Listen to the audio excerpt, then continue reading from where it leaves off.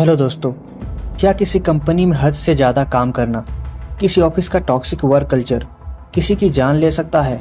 सुनने में ये बात थोड़ी अजीब लग सकती है, मगर ऐसी ही एक घटना सच में सामने आई है, जहां 26 साल की एक लड़की जिसका नाम एना सेबेस्टियन था, उसकी हद से ज़्यादा वर्क प्रेशर की वजह से जान चली गई। और ये इस तरह का बस एक केस नहीं है। इंडिया में लाखों कॉरपोरेट वर्कर्स अपने ऑफिस में इसी तरह का स्ट्रेस और ट्रॉमा झेल रहे हैं। मैकेंसी हेल्थ इंस्टीट्यूट ने 2022 में एक सर्वे किया था, जिसमें उन्होंने 15,000 अलग अलग एम्प्लॉयज़ से और 1,000 अलग अलग HR मैनेजर से बात की गई, जिसमें पाया गया कि हमारे देश में 40% से भी ज़्यादा एम्प्लॉयज़ में burnout, distress, anxiety and depression जैसे चीज़ों के लक्षण दिखाई दे रहे हैं। और इसका सबसे बड़ा रीज़न एक टॉक्सिक वर्क कल्चर था। इसका नतीजा ये निकल कर आया कि आज हमारे देश में अपनी नौकरी को छोड़ने की चाह रखने वालों की संख्या बाकी देशों की तुलना में सबसे ज़्यादा है। लेकिन फिर ये लोग अपनी नौकरियों को कभी छोड़ क्यों नहीं पाते? इसका रीज़न है कि हमारे देश में अनएम्प्लॉयमेंट की भी बहुत बड़ी समस्या है, जो कि उन्हें इसी टॉक्सिक वर्क कल्चर में काम करने के लिए मजबूर कर देता है। तो आखिर क्या है ये टॉक्सिक वर्क कल्चर, और एक आम आदमी इससे बचने के लिए क्या कर सकता है? आज की इस वीडियो में हम इसी विषय में बात करने वाले हैं। टॉक्सिक वर्क कल्चर को समझने के लिए पहले हमें एना सेबेस्टियन के केस को समझना होगा। 20 जुलाई की शाम एना सेबेस्टियन अपने ऑफिस से लौटने के बाद अपने कमरे के सीढ़ियों के पास अचानक से बेहोश हो जाती है। उसकी इस हालत को देखकर उसके पेरेंट्स उसे अस्पताल ले गए, जहां उसे डेड डिक्लेयर कर दिया गया और इसका रीज़न कार्डियक अरेस्ट बताया गया। एना सेबेस्टियन के पेरेंट्स के अकॉर्डिंग उसे पहले इस तरह की किसी प्रकार की बीमारी के कोई लक्षण नहीं थे। एना काफ़ी दिनों से अपने काम की वजह से बहुत परेशान रहती थी और नौकरी ज्वाइन करने के बाद वो काफ़ी स्ट्रेस में भी रहने लगी थी, जबकि उसे उस जॉब में सिर्फ 4 महीने ही हुए थे। एना की तरह ही कई और एम्प्लॉयज़ भी इसी तरह रोज़ अपने वर्क प्लेस में स्ट्रेस, एंग्जाइटी और डिप्रेशन झेल रहे हैं। ऐसी कई कंपनियां हैं जहां वर्कर्स से 16-16 घंटे तक ओवर टाइम करवाया जाता है, जिसके उन्हें पूरे पैसे भी नहीं मिलते। और अगर एक दिन की छुट्टी भी उन्हें लेनी होती है तो उसके लिए भी उन्हें काफ़ी पापड़ बेलने पड़ते हैं। एक नॉर्मल इंसान को एक हेल्दी लाइफ जीने के लिए कम से कम 7 से 9 घंटे की नींद चाहिए होती है, मगर एक कॉर्पोरेट एम्प्लॉय को मुश्किल से 6 घंटे की नींद भी नसीब नहीं हो पाती है। इन्फोसिस के को फाउंडर नारायण मूर्ति ने अपने एक पॉडकास्ट में कहा था कि इंडिया की प्रोडक्टिविटी इस दुनिया में सबसे लोएस्ट में से एक है। India's work productivity is one of the lowest in the world. इनके अकॉर्डिंग इंडिया के यूथ जनरेशन को हफ्ते में 70 घंटे काम करने चाहिए।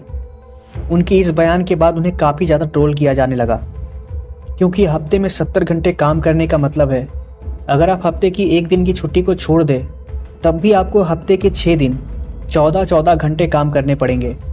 और अगर कोई आदमी एक दिन में 14 घंटे काम करेगा और 8 घंटे की नींद को भी इसमें जोड़ ले तो लाइफ के बाकी ज़रूरी काम करने के लिए उनके पास सिर्फ 2 घंटे बचेंगे। और ये सुनने में काफ़ी अनप्रैक्टिकल चीज़ लगती है और इस वजह से उन्हें सोशल मीडिया में ट्रोल किया जाने लगा। नारायण मूर्ति की इस बात को दूसरे कॉरपोरेट्स ने भी सपोर्ट किया। ओला के CEO भावेश अग्रवाल ये कहते हैं कि वो एक दिन में 20 घंटे काम करते हैं और वो भी पूरे हफ्ते।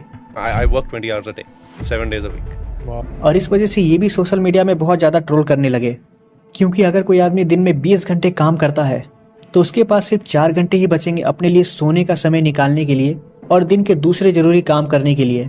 I regret I'm not able to make you work on Sundays. इन सभी के बयानों से ऐसा लगता है कि ये चाहते हैं कि इनके एम्प्लॉयज़ अपने ऑफिसेस में ज़्यादा से ज़्यादा देर तक काम करें, भले ही इनसे उनकी नींद पूरी हो या ना हो। काम के नाम पर ये अपने वर्कर्स पर ढेर सारा वर्क प्रेशर डाल देते हैं, जिससे आज के कॉरपोरेट वर्कर्स के लिए वर्क लाइफ बैलेंस बनाए रखना बहुत ही ज़्यादा मुश्किल हो जाता है। ये भी एक बहुत बड़ी वजह है जिसकी वजह से इंडिया का हैप्पीनेस इंडेक्स में स्थान 126वां है। तो वहीं फिनलैंड, डेनमार्क और आइसलैंड जैसे देश हैप्पीनेस इंडेक्स के मामले में बहुत ही टॉप पर हैं।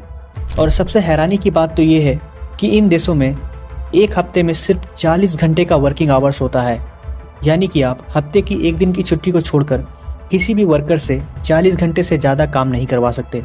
वहीं इंडिया में ठीक इसका उल्टा हो रहा है।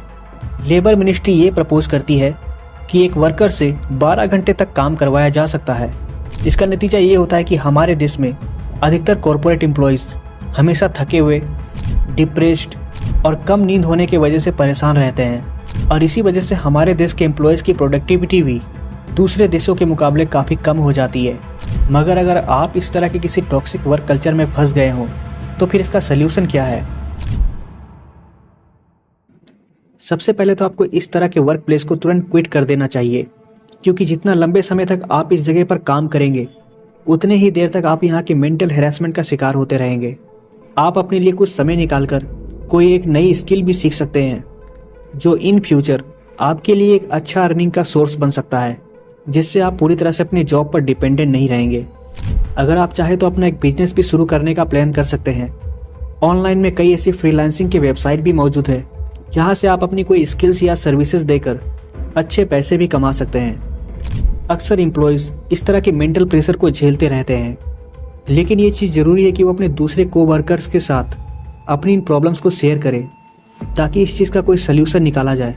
क्योंकि आपको अपनी कंपनी से आसानी से रिप्लेस किया जा सकता है, लेकिन आप अपने फ्रेंड्स और फैमिली के लिए बहुत ही इंपॉर्टेंट इंसान हो, इसलिए आपको हमेशा अपना ख्याल रखना चाहिए।